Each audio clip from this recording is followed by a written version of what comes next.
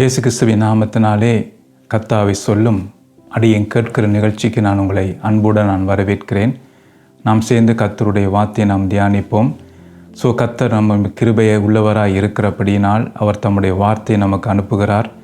அத்தம் வேதம் சொல்லுகிறது, சத்தியத்தை மறுவீர்கள், சத்தியம் உங்களை விடுதலையாக்கும் என்று சொல்லி. நாம் வசனத்தை அறிந்து வைத்திருக்கிறோம், ஆனால் வசனத்துக்குள் இருக்கிற சத்தியத்தை நாம் இன்னும் அறியவில்லை. அதனால்தான் நம்முடைய வாழ்க்கையிலே பலவிதமான கட்டுகளோடு நாம் வாழ்கிறோம். பலவிதமான பார்த்திங்கன்னா பிரச்சனைகளுக்கு நாம் போய்கொண்டிருக்கிறோம். சத்துரு பல பேரை கட்டி வைத்திருக்கிறான். பல பேருடைய கண்கள் குருட்டாக்கப்பட்ட நிலைமையில் இருக்கிறது. தாங்கள் விழுந்து போயிருக்கிறோம் என்று கூட உணராமல் பல பேர் விழுந்து கிடக்கிறார்கள். அதெல்லாம் நமக்கு எப்படி தெரிய வரும் என்று சொன்னால், வேதம் சொல்லுகிறபடி சத்தியத்தை நாம் அறியும் போது தான் அந்த சத்தியம் என்ன செய்யும் என்றால் நமக்கு அந்த விடுதலையை கொடுக்கும். அதான் நாங்கள் பார்க்குறோம். நாங்கள் பார்க்கிறோம். பவுல் அப்போஸ்தலன் சொல்லுகிறார், சாந்தமாய் அவர்களுக்கு உபதேசிக்க வேண்டும் என்று சொல்லி. யாருக்கு? மயக்கத்தோடு இருக்கிறவர்களுக்கு. அப்போ அந்த மயக்க தெளிவு வர வேணும் என்றால் நாம் சாந்தமாய் அவர்களுக்கு உபதேசிக்க வேண்டும் என்று சொல்லி அங்கே பவுல் சொல்லுகிறதை நாங்கள் பார்க்கிறோம். அதுதான் கர்த்தர் என்ன செய்கிறார் இந்த கடைசி காலத்திலே. பாருங்கள், இயேசுவின் வருகை வெகு சீக்கிரமாக இருக்கிறபடியால் அவர் தம்முடைய வார்த்தையை அனுப்புகிறார். ஏனென்றால் நாம் எந்த நிலையில் இருக்கிறோம் என்பதை நாம் அறிந்து வைத்திருக்கிறோம். சில நேரம் அறியாமல் கூட இருக்கிறோம். ஆனால் தேவனுக்கு தெரியும். இப்படி நாம் இருந்தோமா இருந்தால் அந்த மீட்கப்படும் நாளுக்கு நாம் பங்கு பெற அந்த மீட்கப்படும் நாளுக்கு பங்கு பெற முடியாதபடிக்கு நாம் விடுவோம். அதனால தான் எப்படியாவது நாம் வார்த்தையை கேட்டு மனம் திரும்ப வேண்டும் என்பதற்காகத்தான் பரிசுத்த ஆவியானவர் என்னோடும் உங்களோடும் பேசி கொண்டிருக்கிறார். அதான் பார்த்தீங்கன்னா, ஆவியானவர் சபைக்கு சொல்வதை காதுள்ளவன் கேட்க கடவன் என்று சொல்லி அங்கே வெளிப்படுத்தலை நாங்கள் பார்க்கிறோம். பாருங்கள், நாம் செய்தியை நாங்கள் தொடர்ந்து நாம் தியானிப்போம். அதான் நாங்கள் கடந்த முறை நாங்கள் பார்த்துருக்கிறோம். நீங்கள் பாத்திரவானா அல்லது அபாத்திரவான என்ற தலைப்பின் கீழே பரிசுத்த ஆவியானவரோட உதவியோட பல காரியங்களை நாம் தியானித்து கொண்டு வந்தோம்.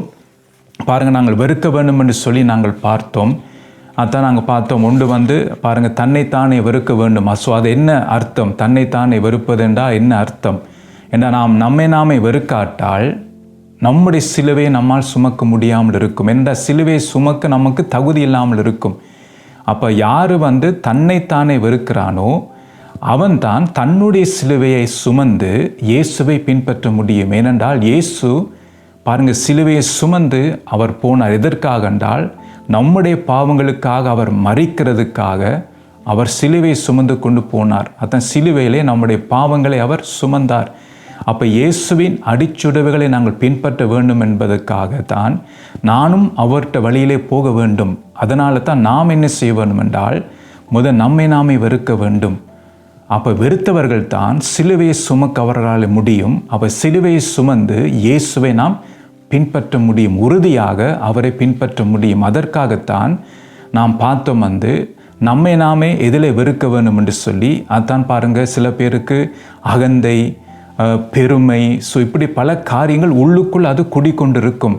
சில சந்தர்ப்பங்கள், சூழ்நிலைகள் வரும்போது அவர்கள் தங்களே பெருமையாக பேசுவார்கள். தாங்கள் சாதித்தது, தங்களுடைய படிப்பு, தங்களுக்கு இருக்கிற வசதி, அதை குறித்து அவர்கள் மேன்மையாக பெருமையாக கதைப்பார்கள். அது உள்ளுக்குள்ளேருந்து டக்குன்னு வெளியில் வரும். அது ஆனால் முடியும் போது சொல்வார்கள் எல்லாம் கர்த்தருடைய கிருபை என்று சொல்லி அதை அப்படியே மூடி விடுவார்கள். ஆனால் உள்ளுக்குள் பார்த்திங்கன்னா அவர்களுக்கு அந்த பெருமை இன்னும் அதுக்குள் இருக்கும். அதனால தான் அதை நாம் விட்டுவிட வேண்டும் அந்த காரியங்களை. அப்போ அதை நான் வெறுக்க வேண்டும். அப்படிப்பட்ட காரியங்களை நாம் வெறுக்க வேண்டும். அப்படி வெறுக்காவிட்டால் சிலுவையை நம்மால் சுமக்க முடியாதபடி இருக்கும். அப்போ இதை நாம் வெறுக்க வேண்டும். ரெண்டாவது நாங்கள் பார்த்தோம், மோசேயின் காரியத்தை பார்க்கும்போது அவர் பெரியவன் ஆன போது பார்வோனின் குமார்த்தியன் என்ற மகன் என்பதை அவர் என்ன செய்கிறார்? அப்போ தான் நான் வெறுக்க துவங்குகிறார். அப்போ அவருடைய சிந்தனை மாறுகிறது, அவருடைய கிரியைகள் மாறுகிறது.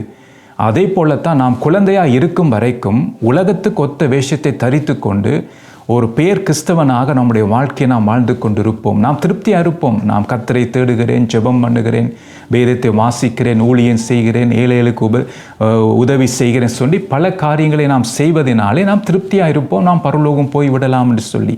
ஆனால் நாம் உலகத்துக்குரிய அந்த பாவ அனித்தியமான சந்தோஷத்தை நாம் விட முடியாதபடி இருக்கும். அப்போ அதனால தான் வேதம் சொல்லுகிறது அதை நாம் வெறுக்க வேண்டும் என்று சொல்லி. இன்றைக்கு நாம் மூன்றாவது நாங்கள் பார்க்க போகிறோம். இதை நாம் வெறுக்க வேண்டும் என்று சொல்லி என்னோடு கூட எடுத்துக்கொள்ளுங்கள். லூக்கா எழுதின சுவிசேஷம் 14வது அதிகாரம் 33ஆம் வசனத்தை நான் வாசிக்கிறேன். அப்படியே உங்களில் எவனாகிலும் தனக்கு உண்டானவைகளை எல்லாம் வெறுத்து விடாவிட்டால் அவன் எனக்கு சீஷனாக இருக்க மாட்டான். பாருங்க, இதில் என்ன சொல்லப்படுகிறது என்றால், இயேசு கிறிஸ்து நம்மை பார்த்து தான் சொல்லுகிறார். அதாவது பாருங்க, உங்களில் எவனாகிலும் தனக்கு உண்டானவைகளை எல்லாம் வெறுத்து விடாவிட்டால். பாருங்க, இப்போ உலகத்தை நாம் பிடித்து கொண்டு இருந்தால், உலக காரியங்களை பிடித்து கொண்டு இருப்போமா இருந்தால் பாருங்க, அதில் எங்களுக்கு வெறுப்பு வராது. நமக்கு எது நாங்கள் பிடித்து கொண்டு இருப்போமா இருந்தால் அதில் நமக்கு வெறுப்பு வராது. அதான் ஆண்டவர் சொல்லுகிறார், எவனாகிலும் தனக்கு உண்டானவைகளை எல்லாம் வெறுத்து விடாவிட்டால். அப்போ வெறுப்பு முதல் வர வேண்டும். அப்போ வெறுப்பு வந்தால்தான் அவருக்கு நான் சீஷனாய் மாற முடியும். பாருங்க, அப்போ நாங்கள் பார்க்கும்போது இயேசு கிறிஸ்து சீஷரை அழைக்கும் போது, அதன் பேதுருவை அழைக்கும் போது அவர் என்ன படவையும் தகப்பனையும் விட்டு அவர் என்ன செய்தாராம், இயேசுவை பின் சென்றார்னு சொல்லி அங்கே நாங்கள் பார்க்கிறோம். அப்போ விட வேண்டிய காரியங்களை விட்டால்தான் நாம் அவரை பின் செல்ல முடியும். இன்றைக்கு அநேகருக்கு விட முடியாதபடி இருக்கிறார்கள் என்றால் அவங்களுடைய இருதயம் அதை பற்றி கொண்டிருக்கிறது. அதை விடுறதுக்கு முயற்சி பண்ணுகிறார்கள், ஆனால் அவர்கள் விட முடியாதபடி இருக்கிறார்கள். ஏனென்றால் அவங்களுடைய இருதயம் முழுவதும் இந்த உலக காரியங்களினாலே நிறைந்திருக்கிறது, உலக பொருட்களினாலே நிறைந்திருக்கிறது. அதனாலே அவர்கள் அதை பிடித்து கொண்டு இருக்கிறபடியினாலே அவங்களுடைய வாழ்க்கையில விட முடியாதபடி இருக்கிறது. அதான் ஆண்டவர் சொல்லுகிறார், எல்லாவற்றையும் நாம் வெறுத்து விட வேண்டும். அதை நமக்கு இருக்கிறது எல்லாவற்றையும் நான் அதை வெறுத்து விட வேண்டும். அப்படி வெறுத்து விடாவிட்டால் நாம் எதை பிடித்து கொண்டு இருக்கிறோமோ அதன் மூலமாக சத்துரு நமக்குள்ளே நுழைந்து, நம்முடைய குடும்பத்துக்குள் நுழைந்து நம்முடைய குடும்பத்தை கெடுப்பான். பாருங்க, ஆதாம் ஏவாள் பாருங்க எங்களுக்கு முன்மாதிரியாக இருக்கிறார்கள். எப்படி முன்மாதிரி? எப்படி நாம் செய்யக்கூடாது என்பதற்காகத்தான் அவர்கள் முன்மாதிரியாக இருக்கிறார்கள். அவங்க செய்ததுனாலே பாருங்க பாவம் உலகத்திலே வந்தது. பாருங்க, அவர்கள் நல்ல உறவு இருந்த தேவனோட ஐக்கியமாக இருந்தார்கள், தேவனுடைய சத்தத்தை கேட்டார்கள், தேவனை முகமுகமாய் பார்த்த ஆதி மனிதர்கள். பாருங்க, அவர்கள் என்ன செய்தார்கள்? பிசாசுக்கு இடம் கொடுத்தார்கள், பிசாசுடைய சத்தத்துக்கு செவி கொடுத்தார்கள், அவனை வஞ்சிக்கிறதுக்கு அவங்க இடம் கொடுத்தாங்க. அதனாலே பார்த்தீங்கன்னா தேவனோடு இருக்கிற அந்த உறவு துண்டிக்கப்பட்டு போய்விட்டது. ரெண்டாவது தேவனுடைய சன்னிதானத்திலிருந்து அவர்கள் துரத்தப்பட்டார்கள். இன்றைக்கு அநேகருடைய வாழ்க்கை இப்படித்தான் இருக்கிறது. இன்றைக்கு பிசாசு உலக மகிமையை காட்டி, உலக காரியங்களை காட்டி அநேகரை வஞ்சித்து வைத்திருக்கிறான், தன்னுடைய ஆளுகைக்குள் வைத்திருக்கிறான். அந்த பாவத்தின் ஆளுகைக்குள் அநேகர் இருக்கிறார்கள். அதிலிருந்து வெளியில் வர முடியாதபடிக்கு இன்றைக்கு தவித்து கொண்டிருக்கிறார்கள். இன்றைக்கு பாருங்க, உலக ரீதியாக ஆசீர்வாதங்கள் இருக்கிறது, பாருங்க உலக ரீதியாக பல நன்மைகள் இருக்கிறது. ஆனால் அதோடு கூட அவங்கள வாழ்க்கையில பார்த்தீங்கன்னா ஒரு வீழ்ச்சி இருக்கிறது. அவங்க விழுந்து போய் கிடக்கிறாங்க, ஆத்மா தொய்ந்து போய் இருக்கிறாங்க. பாருங்க, அவங்களுடைய வாழ்க்கையில் ஏதோ இழந்து போனது போல் இருக்கிறது, நிம்மதி இல்லாதவர்களாக இருக்கிறார்கள். உலக ரீதியாக இருக்கிறதான் நன்மைகள் ஆசீர்வாதங்கள், ஆனால் அவங்களுடைய வாழ்க்கையில வெறுமை. ஏனென்றால் கர்த்தருடைய கரம் அவங்களோடு இல்லாதபடி இருக்கிறது. அப்போ அதான் நான் கவனமாக இருக்க வேண்டும். இதை வேதம் சொல்லுகிறபடி நாமே ஆராய்ந்து பார்க்க வேண்டும். நாம் எந்த நிலையில் இருக்கிறோம் என்று நாம் ஆராய்ந்து பார்க்க வேண்டும். அப்போ நான் எங்கே விழுந்திருக்கிறேன் என்று எப்படி எனக்கு தெரிய வரும் என்றால், சத்தியத்தை அறிவீர்கள், சத்தியம் உங்களை விடுதலையாக்கும். அப்போ நம்முடைய செவியை சத்தியத்துக்கு நாம் திறக்க வேண்டும். ஆனால் கவலைக்குரிய விஷயம், நம்முடைய செவியை கட்டுக்கதைகளுக்கு நாம் திறந்து வைத்திருக்கிறோம். பாருங்க, மனுஷனுடைய போதனைகளுக்கு நாம் திறந்து வைத்திருக்கிறோம், ஆனால் சத்தியத்துக்கு நம்முடைய செவியை நாம் திறக்கவில்லை. அதனால தான் இன்றைக்கு பல பேர் கட்டப்பட்டிருக்கிறார்கள். அதை இங்கே நாங்கள் பார்க்குறோம் என்றால், அவரை நாம் பின்பற்ற வேண்டும் என்றால், அவருக்கு நாம் சீஷனாய் மாற வேண்டும் என்றால், முதல் என்ன சொல்லப்பட்டிருக்கு? உங்களில் எவனாகிலும் தனக்கு உண்டானவைகள் எல்லாம் வெறுத்து விடாவிட்டால். அப்போ நாம் வெறுத்து விட வேண்டும். மூன்றாவது, நமக்கு உண்டானவைகளை எல்லாம் நாம் வெறுக்க வேண்டும். அப்போ வேதம் சொல்லுகிறது வெறுக்க வேண்டும் என்று சொல்லி. அப்போ ஒரு கேள்வியை நாம் எழுப்ப வேண்டும், ஏன் வெறுக்க வேண்டும்? அப்போ இந்த உலக காரியங்களோடு நாம் கர்த்தரை பின்பற்ற முடியாதா? உலக ஆசீர்வாதத்தை வைத்துக்கொண்டு கர்த்தரை நாம் பின்பற்ற முடியாதா? அவர் கேள்வி வருகிறது, ஏன் வெறுக்க வேண்டும், எதற்காக வெறுக்க வேண்டும்? ஸோ அதை நாங்கள் வேதத்தின் அடிப்படையில் நாங்கள் பார்க்க போகிறோம். கவனமாக உங்களுடைய செவியை திறந்து இந்த வார்த்தைக்கு செவி கொடுங்கள். பாருங்கள், லூக்கா எழுதின சுவிசேஷம் 12ஆம் அதிகாரம் 15ஆம் வசனம் இப்படியாக சொல்லுகிறது. பின்பு அவர் அவர்களை நோக்கி, பொருளாசையை குறித்து எச்சரிக்கையாக இருங்கள். ஏனெனில் ஒருவனுக்கு எவ்வளவு திரளான ஆசை இருந்தாலும் அது அவனுக்கு ஜீவன் அல்ல என்றார். பாருங்க, இப்போ இதில் என்ன சொல்லப்படுகிறதுன்றா, இதில் பார்த்தீங்கன்னா பொருளாசையை குறித்து எச்சரிக்கையா இருங்கள் என்று சொல்லி.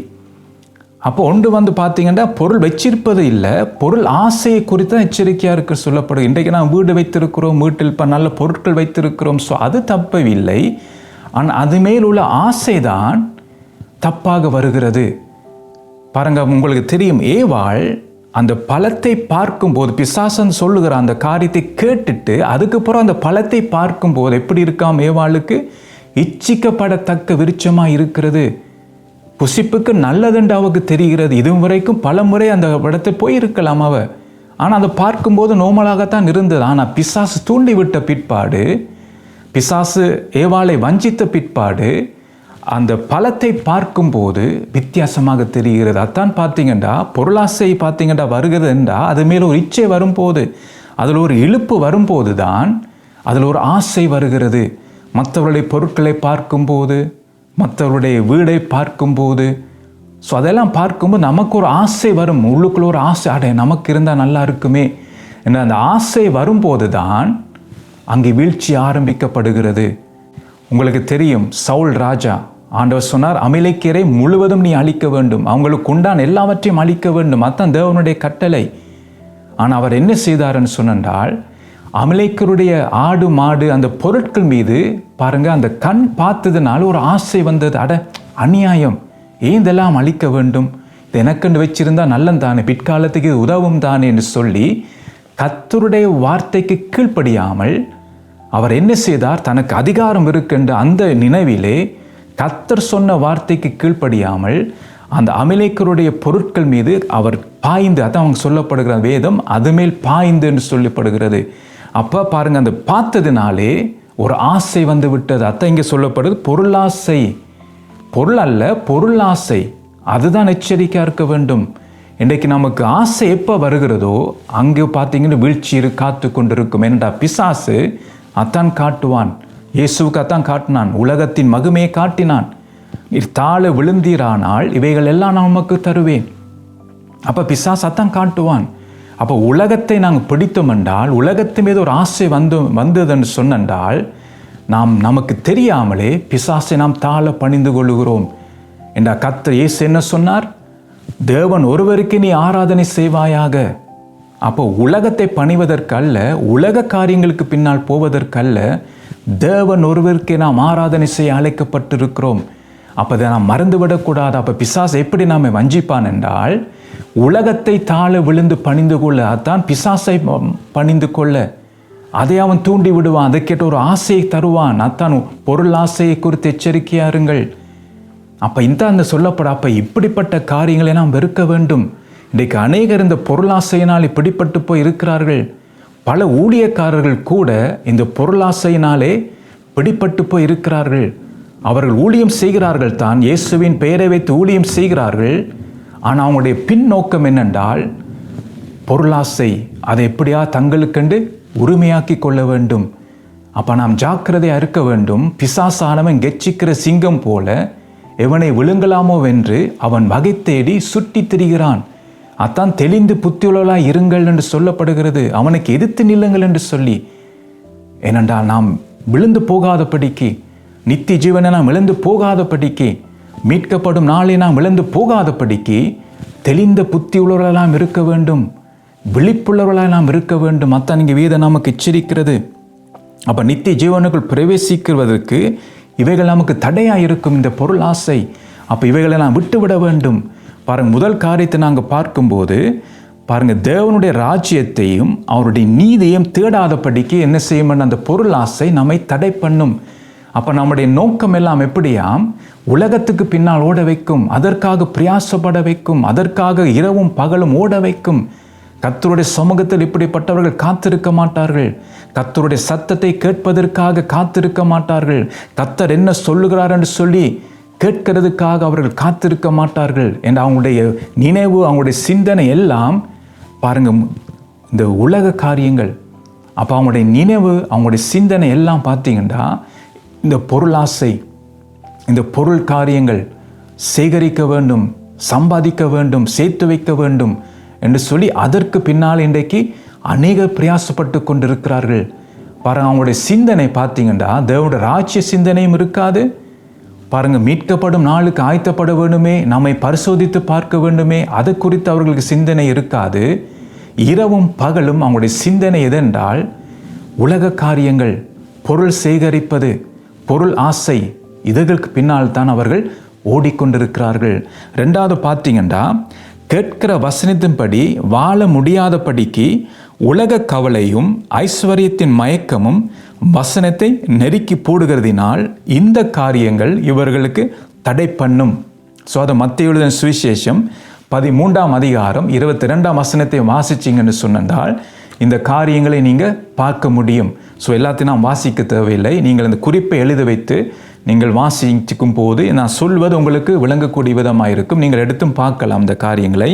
பாருங்கள், அப்போ கேட்கிற வசனத்தின்படி வாழ முடியாதபடி பார்த்தீங்கன்னா என்ன செய்யும் என்றால் இந்த உலக கவலையும் ஐஸ்வர்யத்தின் மயக்கமும் என்ன செய்யும் என்றால் வசனத்தை அது நெருக்கி போடும். இந்த வசனம் நமக்குள் இருந்தால்தான் அந்த வசனம் தான் நமக்கு என்ன செய்யும், கண்டித்து உணர்த்தி சத்தியத்துக்குள் நம்மை நடத்தும். தான் ஆவியானவர் அந்த வசனத்தின் மூலமாகத்தான் நமக்கு கண்டித்து உணர்த்தி சத்தியத்துக்குள் நடத்துவார். அப்போ ஒரு மனம் திரும்புதல் நம்முடைய வாழ்க்கையில வரும். இன்றைக்கே நம்முடைய வாழ்க்கையில மனம் திரும்புதல் இல்லை என்றால் கர்த்தருடைய வார்த்தை வருகிறது தான். அப்போ கர்த்தர் வார்த்தை அனுப்பும் போது அது இருதயத்துக்குள் தான் வருகிறது. ஆனால் இருதயத்துக்குள் பார்த்தீங்கன்னா வசனம் தங்க முடியாதபடிக்கு அத்தன் ஐஸ்வர்யத்தின் மயக்கம் உலக கவலைகள் அதை நெருக்கி போடுகிறதுனாலே வசனம் அதுக்குள் இருக்க முடியாதபடிக்கு அந்த வசனம் தூக்கி எறியப்படுகிறது. அப்போ அதனால தான் இன்றைக்கு நாம் அநேகர் பார்த்தீங்கன்னா மனம் திரும்புதல் இல்லாதபடி இருக்கிறது. அவங்க கிறிஸ்தவனாக செய்ய வேண்டிய கடமைகளை செய்து அவங்க நினைக்கிறாங்க கர்த்தருக்கு நான் பிரியமாக இருக்கிறேன் என்று சொல்லி. அது பார்த்தீங்கன்னா பிசாசு அப்படிப்பட்டவர்களை அந்த மயக்க நிலைமையில வைத்திருக்கிறான் மனம் திரும்பாதபடிக்கு. அப்போ அதன் கிறிஸ்தவ உலகத்திலே கர்த்தர் நம்மிடத்தை எதிர்பார்க்கிறது என்னென்று சொன்னால் மனம் திரும்புதல். அத்தான் கர்த்தர் எதிர்பார்க்கிறார். ஆதாம் ஏவாள் இடத்தில் கர்த்தர் அத்தான் எதிர்பார்த்தார். ஆனால் அவர்கள் மனம் திரும்பாதபடிக்கு ஒருவருக்கொருவர் குற்றச்சாட்டினார்கள். அதனால பார்த்தீங்கன்னா மனம் திரும்புதல் வர முடியவில்லை. ஆனால் ஒருவேளை நான் நினைக்கிறேன் அவர்கள் உண்மையாக மனம் திரும்பி இருந்தார்களானால் பார்த்தீங்கன்னா கர்த்தர் அவளை ஏற்றுக்கொண்டிருப்பார், அவளை மன்னித்திருப்பார். ஆனால் அவர்கள் ஒத்துக்கொள்ளவில்லை, அதை ஏற்றுக்கொள்ளவில்லை. ஆனால் அதுக்கு பதிலாக மனம் திரும்புவதற்கு பதிலாக ஆதாம் என்ன செய்தார் என்றால் ஏவாளை குற்றப்படுத்துகிறார். எப்படியாம் நீர் தந்த ஸ்திரீ என்று சொல்லி ஆண்டவரையும் குற்றப்படுத்தி இந்த ஸ்திரியால தான் நான் விழுந்தேன் என்று சொல்லி அவர் குற்றப்படுத்துகிறார். இன்றைக்கு நாம் அப்படித்தான் நம்முடைய வாழ்க்கையை பரிசோதித்து பார்க்காமல் மற்றவருடைய குற்றங்களை பார்த்து அதை பற்றி கதைக்கத்தான் இன்றைக்கு அநேகர் இருக்கிறார்கள். ஆனால் அவங்களுடைய வாழ்க்கையை பரிசோதித்து பார்ப்பதில்லை. அந்த ஆண்டவர் அழகாக சொல்லுகிறார், உங்களில் பாவம் செய்யாதவன் முதல் கல்லை தூக்கி எறிய கடவன். பாருங்க, அப்போ இன்றைக்கு எல்லாரும் நாம் தவறுகிறோம் தான். ஆனால் கர்த்தர் நம்மிடத்தை எதிர்பார்க்கிறது என்னன்னு தெரியுமா? மனம் திரும்புதல். அத்தன் தாவீது பார்த்தீங்கன்னா ஏன் தாவீது இறைத்து கேட்டவனாக இருந்தார் என்று சொன்னார். பாருங்க, அந்த தீர்க்கதரிசி அந்த பாவத்தை உணர்த்தும் போது அவர் உடனே என்ன சொன்னார்? நான் தான் அந்த மனுஷன், நான் தான் அந்த மனுஷன் என்று சொல்லி அவர் பாருங்க ஒத்துக்கொள்ளுகிறார். அவர் உடனே மனம் திரும்புகிறார். அதுதான் அதனால தான் அவர் சாட்சி பெற்றார், என் இருதயத்து கேட்டவன் என்று சொல்லி, என்ன எனக்கு சித்தமானவைகள் எல்லாம் அவன் செய்வான். அப்போ பாருங்க, அத்தான் நம்ம சாட்சி பெறுகிறார். அவருடைய பலவீனம் இருந்துதான் தாவீதிடத்தில், ஆனால் அவர் மனம் திரும்பினார். அதே போல தான் கர்த்தர் நம்மிடத்தை எதிர்பார்க்கிறது என்னென்றால் மனம் திரும்புதல். அப்போ அந்த மனம் திரும்புதல் எப்போ வரும் என்றால் கர்த்தருடைய வார்த்தைக்கு நான் செவி கொடுத்து அந்த வார்த்தையினை உணர்த்தும் போதுதான் ஐயோ நான் பாவம் செய்துட்டேன். அத்தான் தாவி சொன்னான், நான் தான் அந்த மனுஷன், மனம் திரும்ப வேண்டும். அதான் இங்கே நாங்கள் பார்க்கிறோம். அப்போ நாம் பார்த்தீங்கன்னா நம்முடைய வாழ்க்கையிலே அந்த பொருளாசை இருக்கும் வரைக்கும், உலக காரியங்கள் இருக்கும் வரைக்கும், அந்த உலக ஆசைகள் இருதயத்தில் இருக்கும் வரைக்கும் மனம் திரும்ப மாட்டார்கள் அவர்கள். என்றால் அதை குறித்து அவர்களுக்கு சிந்தனை இருக்காது. ஏன்னா அவங்களுக்கு என்ன இருக்குது? இருதயத்தில் உலக கவலைகள், ஐஸ்வர்யத்தின் மயக்கம் இருக்கிறது. பாருங்க, மூன்றாவது பார்த்தீங்கன்னா தன் ஆத்மாவை குறித்து சிந்திக்காமல் உலக வாழ்க்கையே மாத்திரம் சிந்திக்க வைக்கும் இந்த காரியம், பொருளாசை. இந்த உலக ஆசைகள் ஒரு மனுஷன் அப்படித்தான் தன் ஆத்மாவை குறித்து சிந்திக்க மாட்டார்கள். இந்த உலக வாழ்க்கைக்கு ஏற்ற காரியங்களை தான் அவர்கள் சிந்தித்து கொண்டிருப்பார்கள். அதான் அங்கே நாங்கள் பார்க்குறோம். அந்த ஐஸ்வர்யவானுடைய அந்த உவமையை நாங்கள் பார்க்கும்போது பாருங்கள், லூக்கா எழுதின சுவிசேஷம் 12ஆம் அதிகாரம் 16 21 வசனங்களை வாசிக்கும் போது பாருங்க, அந்த ஐஸ்வர்யவானுடைய விளைச்சலை குறித்து நாங்கள் பார்க்கிறோம். அதான் இங்கே நாங்கள் சொல்லப்படுகிறது. அப்போ அவன் பார்த்தீங்கன்னா அந்த தன்னுடைய சேர்த்து வைக்கிறதுக்கு இடம் இல்லைன்னு குறித்து அதை குறித்து தான் அவனுக்கு கவலை இருந்தது. அப்போ அதை குறித்து அவன் பிளான் போடுகிறான், திட்டம் போடுகிறான். நான் இடித்து பெருசாக கட்டுவேன் ஆண்டா, அப்போ நான் எல்லாம் சேர்த்து வைப்பேன் பிற்காலத்துக்கு என்று சொல்லி. ஆனால் ஆண்டவர் மதிகடனே, உன் ஆத்துமா இந்த இரவு எடுக்கப்பட்டால் எல்லாம் யாருடையதை ஆகும், அதை நாங்கள் சிந்திப்பதில்லை. இன்றைக்கு மூச்சு எடுத்து கொண்டிருக்கிறோம், நாளைக்கு என்ன மாதிரி, நாளைக்கு கேரண்டியாக சொல்ல முடியுமா நாம் உயிரோடு இருப்போம் என்று சொல்லி. பாருங்க, எத்தனை பேர் பார்த்தீங்கன்னா படுக்கையிலே மரணம் வருகிறது. அவங்களுடைய இருதய துடுப்பு பாருங்க அப்படி நிற்குது, திடீரென்று மரணங்கள் வருகிறது. அப்போ என்னடா நாம் கேரண்டியாக சொல்ல முடியும் நாளைக்கு நாம் உயிர் வாழ்வோம் என்று சொல்லி. அப்போ எல்லாம் அவருடைய கரத்தில் இருக்கிறது. நமக்கு வாய்ப்பு தருகிறார், தருணங்கள் தருகிறார். ஆனால் அந்த இழந்து போகாதபடிக்கு நம்முடைய ஆத்மாவை குறித்து நாம் சிந்திக்க வேண்டும். இந்த சரீரம் ஒரு குறிப்பிட்ட ஆண்டுதான் சரீரம் உயிர் வாழும் இந்த உலகத்திலே. அப்போ என்னுடைய ஆத்மா நித்தியமாக இருக்க போகிறது. அப்போ என்னுடைய பூமியிலே நான் வாழும் வாழ்க்கையை பொறுத்து தான் என் ஆத்மா எங்கே இருக்கும் என்று சொல்லி அது நிர்ணயிக்கப்படும். அப்போ நாம் கவனமாக இருக்க வேண்டும். நான் ஆத்மாவை குறித்து நாம் கவனமாக இருக்க வேண்டும். நம்ம ஆத்மா விலையேற பெற்றது. இன்றைக்கு பணத்தை சம்பாதிக்கலாம், பணத்தை இழந்து போகலாம். ஆனால் திரும்ப நாம் சம்பாதிக்கலாம் பணத்தை. ஆனால் நம்முடைய ஆத்மாவை நாம் நஷ்டப்படுத்தினால் அதால் நமக்கு என்ன லாபம் உண்டு? பாருங்க, நித்தியமாக நரகத்துக்கு போகிறோமா அல்லது தேவனோடு இருக்க போகிறோமா? அப்போ கர்த்தர் நம்மை பார்த்து எப்படி கூப்பிட போகிறார்? உண்மை உத்தமமான ஊழியக்காரனே, என்னுடைய சந்தோஷத்து பிரவேசின்னு கூப்பிட போகிறாரா? அல்லது அக்கிரமக்காரனே, என்னை விட்டு அகண்டு போ என்று சொல்லி நம்மை பார்த்து கூப்பிட போகிறாரா? அப்போ நம்முடைய கிரியை பொறுத்து தான் கர்த்தர் நம்மை கூப்பிடுவார். அப்போ நமக்கு இருக்கிற தருணங்கள், நமக்கு இருக்கிற வாய்ப்புகள் அதையெல்லாம் விட்டு விடாதபடிக்கு, உலக காரியத்துக்கு பின்னால் ஓடிக்கொண்டு இருக்காதபடிக்கு 24 மணித்தியாலங்கள் நமக்கு ஒவ்வொரு நாளும் கொடுக்கப்படுகிறது. அப்போ இந்த 24 மணித்தியாலத்தை எப்படி நான் பயன்படுத்துகிறோம்? உலக காரியங்களுக்காக பயன்படுத்தி கொண்டிருக்கிறோமா? பொருளாசை உள்ளவர்களாய் நாம் மாறிக்கொண்டிருக்கிறோமா? பொருள் சேர்ப்பதற்காக நாம் அதுக்கு பின்னால் ஓடிக்கொண்டிருக்கிறோமா? பணம், படிப்பு, பெயர், புகழ் என்று சொல்லி அதற்கு பின்னால் ஓடிக்கொண்டிருக்கிறோமா? அதான் வேதம் நமக்கு எச்சரிக்கிறது. நாட்கள் பொல்லாதவைகள் ஆனதால் காலத்தை பிரயோஜனப்படுத்தி கொள்ளுங்கள் என்ற நாம் வாழும் இந்த நாட்கள் பொல்லாத நாட்கள். எப்போ நடக்குது, என்ன நடக்குதுன்னு நான் தெரியாத ஒரு காலம்.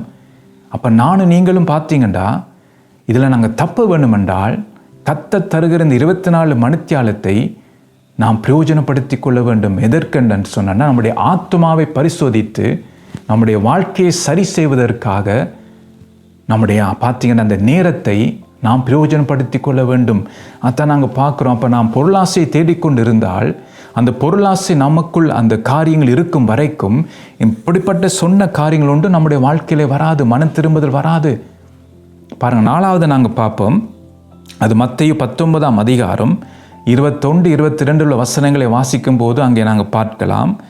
அதாவது 4வது மனம் திரும்பாமலும் பரலோகத்திலே பொக்கிஷத்தை சேர்த்து வைக்காமல் இருப்பதற்கு இவைகள் தடை பண்ணும்.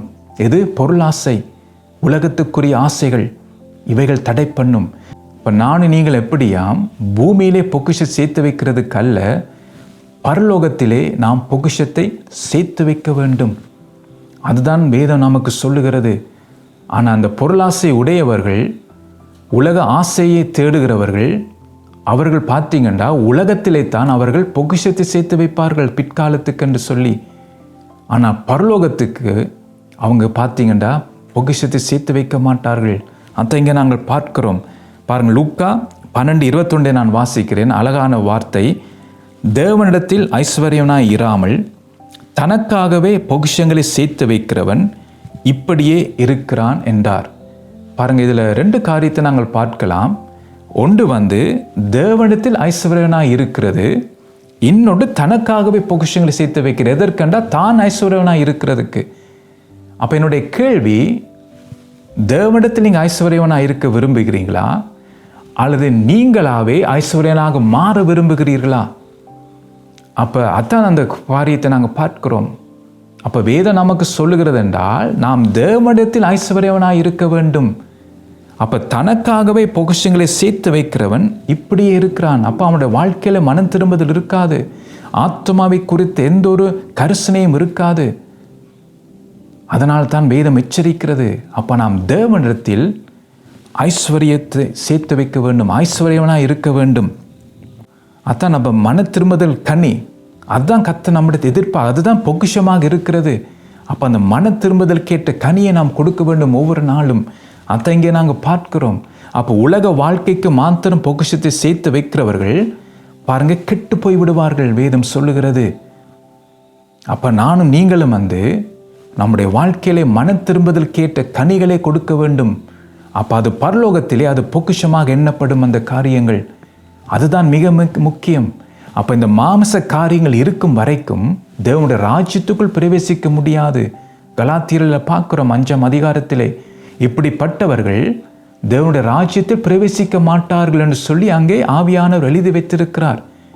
அப்போ ஒரு மாம்ச காரியம் ஒன்று இருந்தாலும் கூட நாம் தேவனுடைய ராஜ்யத்துக்குள் பிரவேசிக்க முடியாது. வேதத்தில் எழுதப்பட்டிருக்கிறது. நாம் பலது இயேசுவுக்கென்று செய்யலாம், ஊழியங்கள் செய்யலாம், பல ஆத்துமாக்களை ஆதாயப்படுத்தலாம். ஆனாலும் கூட இந்த மாம்ச காரியங்கள் நமக்குள் இருக்கும் வரைக்கும் நாம் பார்த்தீங்கன்னா தேவனுடைய ராஜ்யத்துக்குள் நாம் பிரவேசிக்க முடியாது. அப்போ அதை குறித்து நாம் கவனமாக இருக்க வேண்டும். நாம் செய்கிற கிரிகளினாலே நாம் பரலோகம் போக முடியாது. அப்போ அந்த ஐஸ்வர்யன் வாலிபன் அதான் நினைத்தான். என்ற சிறு வயதிலிருந்து அவன் எல்லாத்தையும் கை கொண்டு வந்தவன். அவன் என்ன எதிர்பார்த்தன்னு சொன்னால், இயேசு சொல்வார், நீ இப்படியே தொடர்ந்து செய், நீ தேவனுடைய ராஜ்யத்துக்குள் நீ போக முடியும், நித்திய ஜீவனுக்குள் போக முடியும் என்று இயேசு சொல்லுவார் என்று எதிர்பார்த்தான். ஆனால் இயேசு அப்படி சொல்லாமல் அவர் என்ன சொன்ன, நீ பூரண சற்கோனாய் இருக்க விரும்பினால் உன்னிடத்தில் இருக்கிறது எல்லாத்தையும் நீ விற்று அது தரித்திற்கொடு, பிறகு என்னை பின்பற்றி வா. அப்போ அதை கேட்கறதுக்கு அவனால் பார்த்தீங்கன்னு முடியலை. ஏனென்றால் அவனுடைய இருதயம் அதான் அந்த பொருள் ஆசை. அப்போ அவனுடைய இருதயம் அதை பற்றி கொண்டிருந்தபடியினாலே இயேசு சொன்ன வார்த்தைக்கு அவன் செவி கொடுக்கவில்லை. அதை அப்படியே விட்டுட்டு போயிட்டான். அப்போ அவனுக்கு தேவனுடைய ராஜ்யத்துக்கு அதை நித்திய ஜீவனுக்குள் போவதை விட அவனுக்கு பார்த்தீங்கன்னா அவனுடைய இருதயம் அந்த பொருளாசை மேல் வாஞ்சி உள்ளதாக இருந்து, அதனால தான் அவன் அந்த நித்திய ஜீவனுக்குள் போக முடியாதபடிக்கு அவன் அப்படியே கடந்து போய் விட்டான். அப்போ மனம் திரும்பது எல்லாம் போய்விட்டது. அப்போ இன்றைக்கு நம்முடைய வாழ்க்கை எப்படி இருக்கிறது? இப்போ கர்த்தர் நமக்கு தருணங்கள் தருகிறார், வாய்ப்புகள் தருகிறார், வார்த்தை அனுப்புகிறார், நல்ல சான்ஸ் நமக்கு இருக்கிறது. ஆனால் நாம் என்ன செய்கிறோம்? அதை இதெல்லாம் வைத்து நாம் என்ன செய்கிறோம்? அப்போ நாம் நித்திய ஜீவனை இழந்து விட போகிறோமா, அல்லது அதை நாம் பற்றி கொள்ள போகிறோமா? அப்போ உலகத்தை இழந்தால்தான் நித்திய ஜீவனை பற்றி கொள்ள முடியும். அப்போ நீங்கள் பாருங்கள், இந்த ஐஸ்வர்யம் அந்த வாலிமானு போல் இருக்க போகிறீங்களா? உலகத்தை பற்றி கொண்டு நித்திய ஜீவனை இழக்க விரும்புகிறீர்களா? அல்லது உலகத்தை வெறுத்து, பொருளாசையை வெறுத்து நித்திய ஜீவனை பற்றி கொள்ள போகிறீர்களா? அப்போ நாம் எப்படி செய்கிறோமோ அதற்கேற்ற விதமாகத்தான் பரலோகம் பார்த்து நம்மை கூப்பிடும். அப்போ நாம் இதில் கவனமாக இருக்க வேண்டும். பாருங்கள், 5வது பார்ப்போம். ஐஸ்வர்யம் இப்படிப்பட்டவர்களுக்கு அரணான பட்டணம் போல் இருக்கும். யாருக்கு? பொருளாசை உள்ளவர்களுக்கு. பொருள் மேல் நம்பிக்கை வைக்கிறவர்கள், பணத்தை மீது நம்பிக்கை வைக்கிறவர்கள், தங்கள் படிப்பு மீது நம்பிக்கை வைக்கிறவர்கள், தங்களுடைய சுய பலத்தை சார்ந்து வாழ்கிறவர்கள், ரதங்களை நம்புகிறவர்கள், குதிரைகளை நம்புகிறவர்கள், அவங்களுடைய பார்வையிலே பாருங்கள் ஐஸ்வர்யம் அவர்களுக்கு அரணான பட்டணம் போல் இருக்கும். அதான் அங்கே நீதிமொழிகளிலே அது அழகாக எழுதப்பட்டிருக்கிறது. 10ஆம் அதிகாரம் 15ஆம் வசனத்தை நீங்கள் வாசிக்கும் போது அங்கே எழுதப்பட்டிருக்கிறது. அதே பார்த்து நீதிமொழிகள் 18ஆம் அதிகாரம் 11ஆம் வசனத்தை வாசிச்சிங்கண்டா ஸோ அதெல்லாம் எழுதப்பட்டிருக்கிறது. அப்போ இதுதான் பார்த்தீங்கன்னா கவனமாக இருக்க வேண்டும். அப்போ நம்முடைய வாழ்க்கையிலே எது அரணாக இருக்கிறது? அப்போ நம்முடைய வாழ்க்கையில் எது அரண் என்றால், கர்த்தருடைய நாமம் பலத்த துருகம், நீதிமான் அதற்குள் ஓடி சுகமாய் தங்கியிருப்பான். அப்போ இந்த கடைசி காலத்திலே, கொள்ளை நோய் பரவி கொண்டு வருகிற இந்த காலத்திலே பாருங்க, பஞ்சங்கள் பரவி கொண்டு வருகிற இந்த காலத்திலே, யுத்தங்கள் அதிகரித்து கொண்டு வருகிற இந்த காலத்திலே, நான் நம்பியிருக்கிற பணமோ படிப்போ வசதியோ நம்முடைய பெயரோ அது நம்மை காப்பாற்றாது. ஏனென்றால் ரதங்களை நம்புகிறவர்கள் குதிரை நம்ப எப்படியாம் இடறி விழுவார்கள் என்று அது கடைசி நேரத்தில் அது உதவி செய்யாமல் போகும். ஆனால் கர்த்தரை நம்பியிருக்கிற நாங்களோ எழுந்து நிமிர்ந்து நாம் நிற்போம். அத்தான் இது கடைசி காலத்திலே. அப்போ யாராக நாம் இருக்க போகிறோம்? எழுந்து நிமிர்ந்து நிற்கிற கூட்டத்தில் இருக்க போகிறோமா, அல்லது எல்லாத்தையும் பாருங்க இழந்து போய் நாம் தத்தளித்து கொண்டிருக்கிற கூட்டத்தில் இருக்க போகிறோமா? இடறிய விழுகிற கூட்டத்தில் இருக்க போகிறோமா? நாம் சிந்திப்போமாக. கர்த்தர் நமக்கு வாய்ப்பை தந்திருக்கிறார், தருணங்களை தந்திருக்கிறார். பாருங்க, அருமையான வார்த்தை நீதிமொழிகள் 12:10. அதான் கர்த்தருடைய நாமமான பலத்த துருகம் நீதிமானதற்குளோடி சுகமாய் இருப்பான். அப்போ ஒவ்வொரு நாளும் இந்த வார்த்தை கொண்டு ஜெபம் பண்ண, ஆண்டவரே இந்த நாளிலும் குடும்பமாக உம்முடைய நாமத்துக்குள் ஓடி வருகிறோம் அப்பா. ஆண்டவர் நீர்தான் எங்களுக்கு அரண். ஒவ்வொரு நாளும் இந்த வசனத்தை கொண்டு நான் ஜெபம் பண்ணுவேன். ஆண்டவரே குடும்பமாக உம்முடைய நாமத்துக்குள் ஓடி வருகிறோம். ஆண்டவரே பணமோ படிப்போ வசதியில் எங்களுக்கு அரண். ஆண்டவரே நீர்தான் எங்களுக்கு அரண், உம்முடைய நாமம் தான் எங்களுக்கு அரண். ஆகவே நீர் எங்களை சுகமாக தங்க பண்ணுவீராக. ஒவ்வொரு நாள் இந்த வசனத்தை கொண்டு நான் ஜெபம் பண்ணுவேன். அப்போ இதுதான் முக்கியம் நமக்கு. நான் நம்பலாமா பணம் சேர்த்து வைத்தா பிற்காலத்தை உதவும் என்று சொல்லி. ஆனால் பிற்காலத்தில் எப்படிப்பட்ட சூழ்நிலை இருக்கும்னு நமக்கு தெரியாது. அந்த பணத்தின் பாருங்க பெருமதி இல்லாமல் போய்விடலாம். அப்போ தெரியாது. அப்போ அதெல்லாம் பார்த்தீங்கன்னா குப்பையாக போகும் காலம் வரும். நாம் சேர்த்து வைத்த பணம் எல்லாம். அப்போ எதுவும் பார்த்தீங்கன்னா இங்கே நிரந்தரம் அல்ல. என்ற அந்தந்த காலங்கள் வரும்போது அதனுடைய பெருமதியெல்லாம் விழுந்து போய்விடும். ஆனால் இயேசுவின் நாமந்தான் நேற்றும் இன்றும் என்றும் மாறாதது. அப்போ அவருடைய நாமத்துக்குள் நாம் குடும்பமாக ஓடி போகணும் என்றால் எல்லா நேரத்திலும், எல்லா சூழ்நிலையிலும், எல்லா சந்தர்ப்பங்களிலும் கர்த்தருடைய நாமம் எங்களுக்கு துருகமாக இருக்கும். நாம் சுகமாக கர்த்தருடைய நாமத்துக்குள் நாம் தங்கியிருப்போம். பாருங்க, அத்தங்க நாங்கள் பார்க்கிறோம்.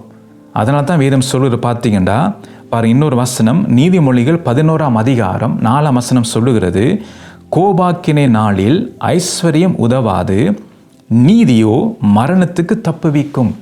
பாருங்க, அப்போ நாம் வாழ்கிற காலம் ஒரு கோபாக்கினையின் காலம். வெளிப்படுத்தி நாங்கள் பார்க்குறோம், கோப கலசங்கள் ஊற்றப்படுகிறது. அப்போ இந்த காலத்திலே நம்முடைய ஐஸ்வர்யம் உதவாததாக இருக்கும். அதான் நான் ஏற்கனவே சொன்னேன் உங்களுக்கு. அங்கே ஐஸ்வர்யம் உதவாதுன்னு சொல்லப்போ அப்போ நீதியோ மரணத்துக்கு தப்புவிக்கும். அப்போ நீதி என்றால் நம்முடைய சுயநீதியை சொல்லப்படவில்லை, தேவ நீதியின்படி வாழும் ஒரு வாழ்க்கையை சொல்லப்போ அப்போ அதுதான் என்னையின் குடும்பத்தின் தப்புவிக்கும். இந்த கடைசி காலத்திலே ஐஸ்வர்யம் அல்ல, நமக்கு உண்டான பேர் அல்ல. இன்றைக்கு பல பேரை நாம் பெரிய பெரிய மனிதரை நாங்கள் தெரிந்து வைத்திருக்கலாம். ஆனால் அவர்கள் கடைசி நாட்களிலே இந்த கோபாக்கிய நாளிலே அவர்கள் நமக்கு உதவி செய்ய மாட்டார்கள். கர்த்தர் தான் நமக்கு உதவி செய்வார். அத்தான் பாருங்க, வேதம் தான் சொல்லுகிறது. லூக்கா 14:33 தனக்கு உண்டானவைகளை எல்லாம் வெறுக்க வேண்டும் என்று சொல்லி. பார்த்தீங்களா? அப்போ அந்த நம்முடைய இதை வெறுக்காட்டால் கர்த்தரை நாங்கள் பிடித்து கொள்ள மாட்டோம். அதான் வேதம் சொல்லுகிறது, இவைகளெல்லாம் வெறுக்க வேண்டும் என்று சொல்லி. ஸோ இதோடு நான் செய்தியை நான் முடிக்கிறேன். பாருங்கள், அடுத்த முறைக்கு புது செய்தியோடு நான் உங்களை சந்திக்க விரும்புகிறேன். பாருங்கள், அதன் தலையங்கம் என்னென்றால் நீங்கள் பாத்திரவானா அல்லது அபாத்திரவானா. பாருங்கள், பல காரியத்தை நாம் கற்றுக்கொண்டோம். அப்போ நீங்களே தீர்மானித்து கொள்ளுங்க, நீங்கள் பாத்திரவானா இருக்க விரும்புகிறீங்களா அல்லது அபாத்திரவானா இருக்க விரும்புகிறீங்க? எந்த கூட்டத்தில் இருக்க விரும்புகிறீங்க? கைவிடப்படுகிற கூட்டமா அல்லது எடுத்துக்கொள்ளப்படுகிற கூட்டமா? அப்போ நாம் பார்த்து நம்முடைய வாழ்க்கையை நாம் பரிசோதிப்போமாக. என்ற இயேசு கிறிஸ்து சீக்கிரமாக வரப்போகிறார். ஆயத்தமாக இருந்தவர்கள் கல்யாண விருந்துக்குள் பங்கு பெறுவார்கள். அதான் நாங்கள் பார்க்குறோம், ஆட்டுக்குட்டியானவர்கள் கல்யாண நாள் வந்தது என்று சொல்லி. அப்போ அந்த மீட்கப்படும் நாள் வெகு சீக்கிரத்தில் நடப்ப போகிறது. அப்போ நானும் நீங்களும் ஆயத்தப்படுவோமாக. நம்முடைய மணவாளனை நாம் சந்திக்க நாம் ரெடியாக இருப்போமாக. ஸோ கர்த்தர் தாமே உங்களை ஆசீர்வதிப்பாராக. அடுத்த முறைக்கு புது செய்தியோடு உங்களை சந்திக்கிறேன்.